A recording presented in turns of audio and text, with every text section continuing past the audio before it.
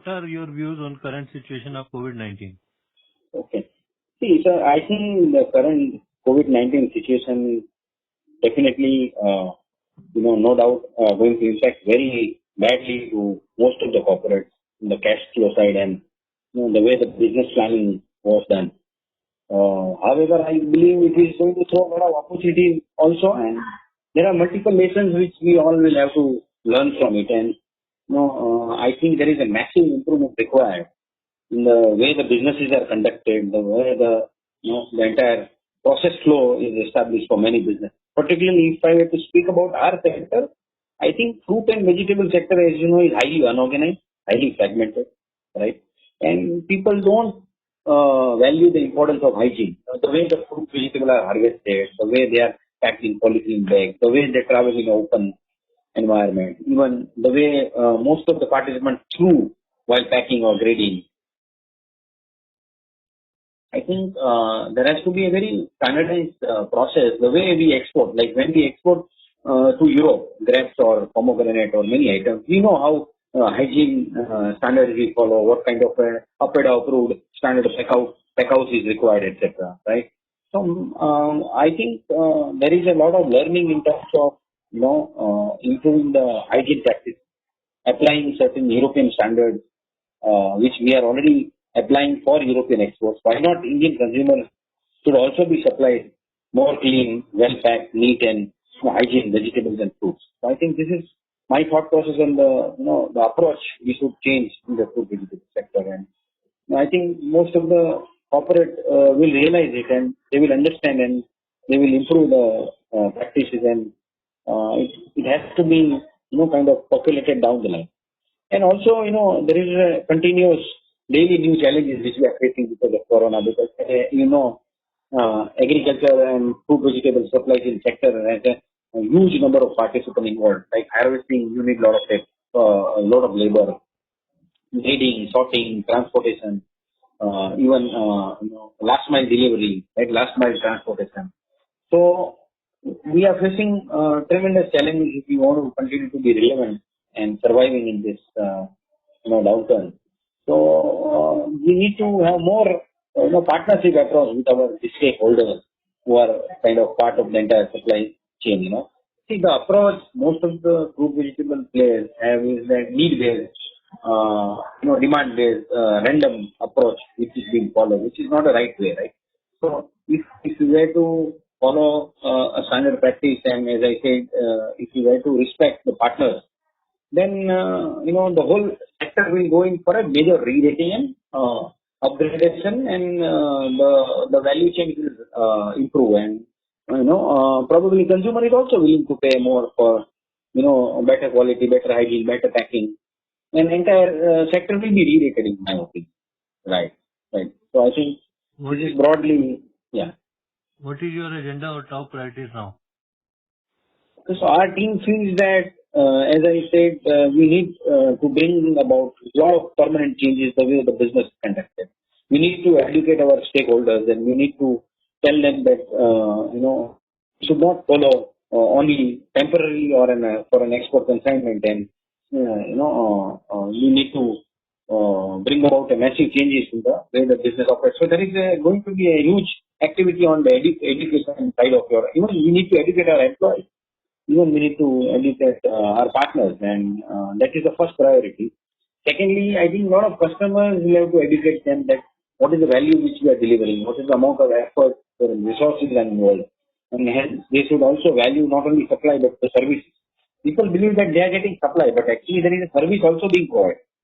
So I think our priority is to educate all laborers, graders, packers, transportation guys, right, and ensuring that various approvals which are being generally taken only for export or certain minimal, that FSSI or APEDA or approved standard facilities are used.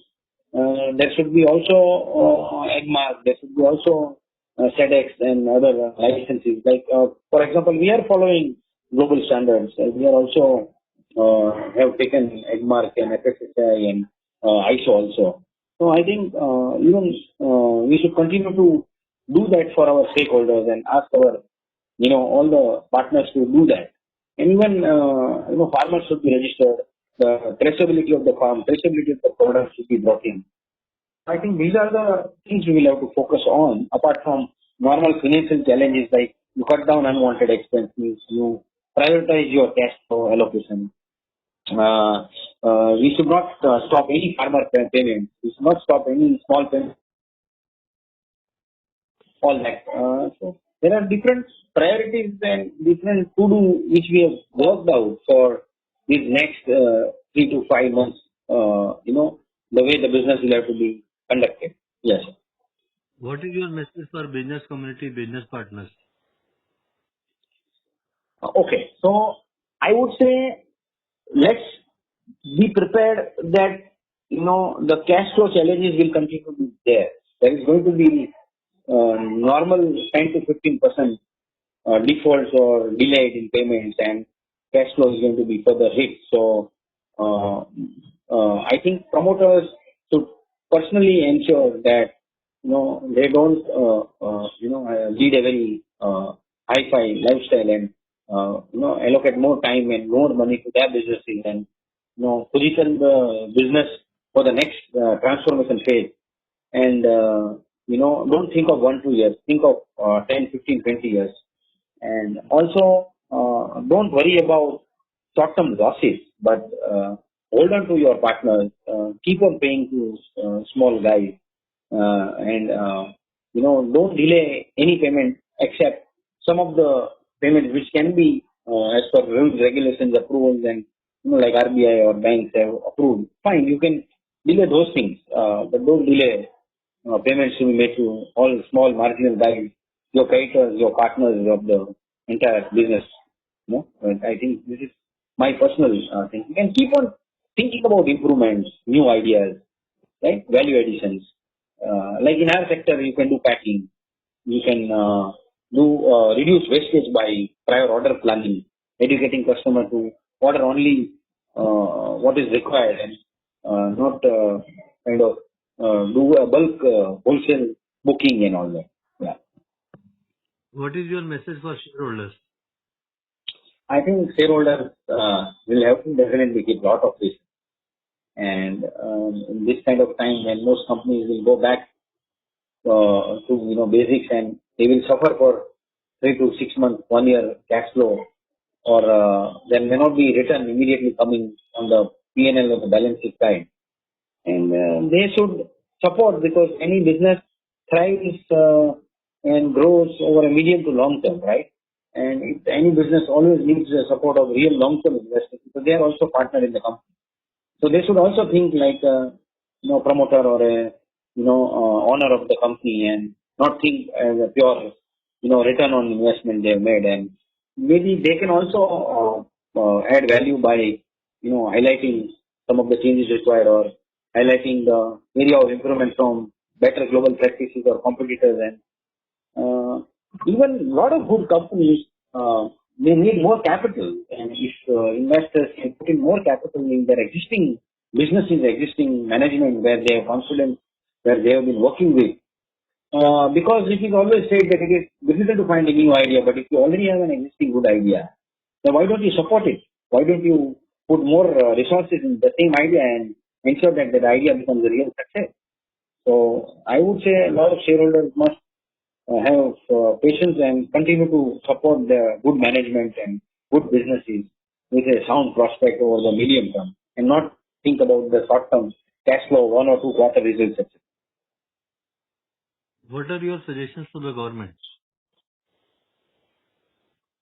Yeah, very important question and very interesting question. I would love to answer. I think you will appreciate that small and medium enterprise generates a lot of employment. You will understand that a small and medium enterprise is working on 3 or 4 or 5% net profit margin. Basically, we end up distributing 95% of the money received, correct? So let's say if my sales last year was 48 crore or 50 crore, and if we have earned the profit of 2 crore, means we have distributed 96%, right? So I'm saying government should support small and medium enterprises by providing more working capital to organize routes, the right banking channel, and Government should do further reform in labor and land, and we should continue to invest in more, business expansion, because investment will lead to a new upturn in the economy. So there are many suggestions. Maybe I can separately write and email it to you. But I think the liquidity management is going to be top priority. Some of the reform spending on labor and land must be prioritized and implemented ASAP. And those who are paying income tax, those who are providing employment must be provided full support that they continue to pay taxes and they continue to generate employment, and the whole economy should not crumble. How do you look at the opportunities?